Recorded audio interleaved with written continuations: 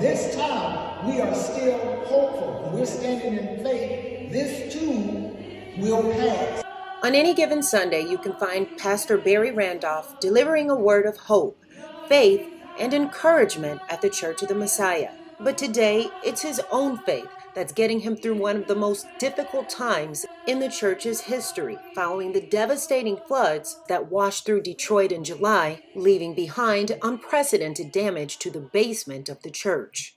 The majority of our ministry is in the basement. The doctor's office is in the basement, the candle company, the tea beverage company, the bike shop, the clothing line, the video production company, and our internet service. It's all, and the employment office is all in the basement.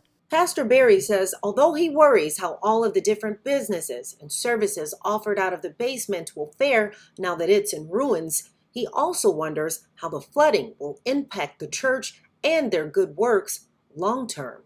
And by the time we really get this right and rebuild it, I'm hoping some of the stuff we'll still be able to do.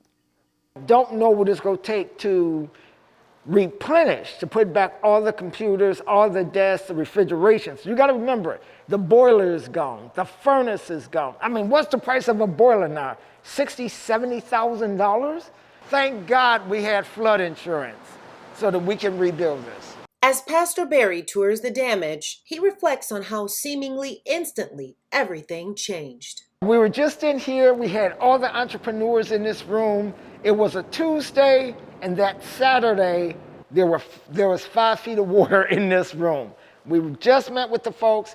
Now it was 5 feet of water. And when I saw the water actually meet me up the stairs, I said, oh my God, I know we got a problem. He says he's more emotional looking at the damage in this room because it was special. The reason why this room is so powerful because it was named after a young man, an incredible young man by the name of DeMarcus Washington, who actually, unfortunately, was murdered. He was not the intended target, but he was murdered, and he was one of the people who helped put this room together. So we named the room after him. So we call it the DeMarcus Washington Employment Center. But all of the rooms at the Church of the Messiah hold special memories, even the kitchen. From here, they fed thousands of people in need over the years. What do you think right now looking at this kitchen? I think about all the incredible meals we made in here, and I'm thinking about hopefully what we're going to be able to do again, but it is hard to look.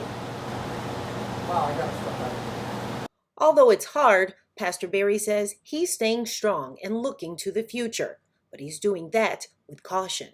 We're going to redo it, but it's going to be a little bit different. I'm a little leery about putting all the stuff back in this basement, so we may put it in other parts of the church and kind of try to figure out what we're going to do with this space. The only thing I'm concerned about is, will this be normal? And I think it is. I think it will be normal. I don't believe this is a once in a 100-year thing. I think this is going to become commonplace. I'm afraid this is climate change and infrastructure issues in the city. The flooding at the Church of the Messiah caused pain for a lot of people, and they are not alone. Many homes, businesses, and treasured places around Detroit were devastated by those floodwaters.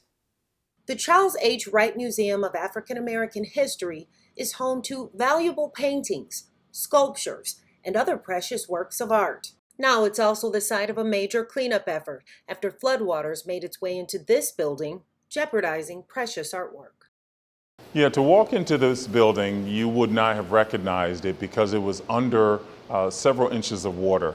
We had several feet of water in our orientation theater, but it really did damage to several offices, exhibits, artifacts, and our entire lower level, including our Wright Community Gallery and the orientation theater.